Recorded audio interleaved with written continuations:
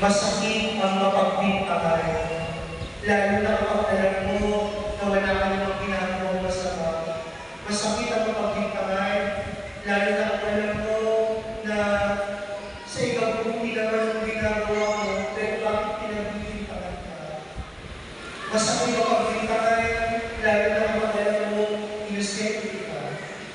Pero huwag kang mag-alala, kahit nakaranas ka man ng pagbibintang, si Jesus din mismo ang ating Panginoong Jesucristo nakaranas ng ganyan.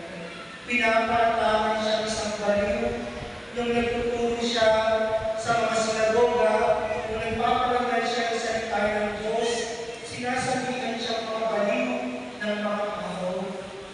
At ang isa pang masakit doon, kung sino pa dapat yung sasuporta sa Kanya, yung mag-aangat sa Kanya, sila pa yung nagpaparatang na siya yung baliw.